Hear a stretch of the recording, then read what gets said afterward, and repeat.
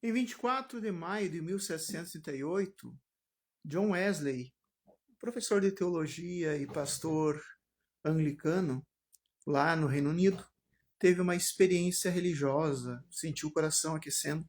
Mas e daí? O que isso tem a ver? Uma experiência religiosa pessoal de um homem lá do século XVIII. O que isso merece ser memorado? Será que sim?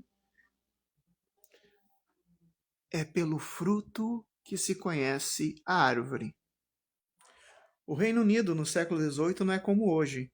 Ele era totalmente passando por uma crise moral e social imensa. O povo mergulhado no gin crazy, no alcoolismo, causando miséria, acidentes, divórcios, como nunca antes houve. A religião da época, a igreja da época, passando por um momento de apostasia, de frieza e de escândalos. O poder público, o poder político da época também passando por descrédito e não conseguindo resolver nada. Era problema de segurança social. E no meio disso havia já o movimento metodista, já havia um movimento liderado por John Wesley, seu irmão Charles e outros, que se reuniam para estudar a Bíblia e buscar a santidade. Mas era algo restrito, era algo restrito à vida deles. Não tinha nada que não estava influenciando em nada, nem a Inglaterra, nem mesmo, muito menos o Reino Unido. Simplesmente era a vida deles que estava ali. Era uma reunião. No diário de Wesley, quando ele descreve a experiência do coração aquecido, ele antecipa a experiência contando que a vida dele se sentia um cristão modelo, ele se sentia um super crente.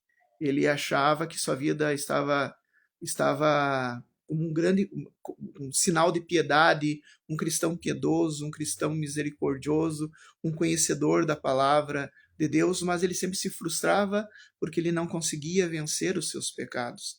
Então ele vivia nisso, né? Pensando que a qualquer minuto ele poderia perder a sua salvação, porque na verdade, apesar de ele ser um cristão exemplar na cabeça dele, ele vivia recaindo em pecados recorrentes. Então, quando ele vai descrever o que aconteceu naquele dia 24 de maio, naquela noite, né, dia 24 de maio de 1738.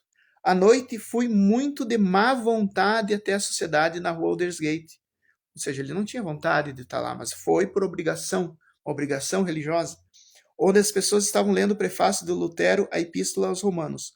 Por volta das 15 para as 9, quando ele estava descrevendo as mudanças que Deus opera no coração pela fé em Cristo, eu senti meu coração estranhamente aquecido.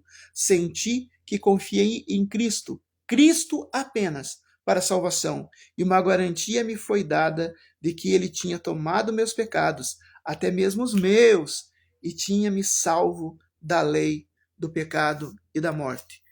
Essa experiência que algumas pessoas vão dizer simplesmente de despertar religioso, outros vão dizer de renovo espiritual ou batismo no Espírito Santo, outros vão dizer que não foi nada, foi só uma experiência pessoal, mas já existe antecedentes dessa mesma experiência em outros lugares, inclusive na Bíblia, onde a gente vê lá em Lucas capítulo 24, a partir do versículo 13, mas eu vou ler aqui no versículo 31.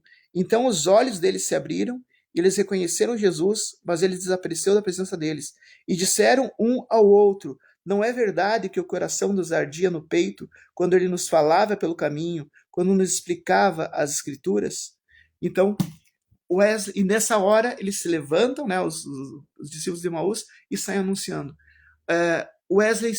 John Wesley se achava um crente pronto, um crente exemplar, mas quando ele entendeu a graça de Deus em Cristo Jesus, ele teve um renovo espiritual. Ele foi realmente tomou consciência de que sem Cristo não adianta nada ele conhecer Bíblia ou ele ser um praticante religioso, mas com Cristo ele podia fazer mais.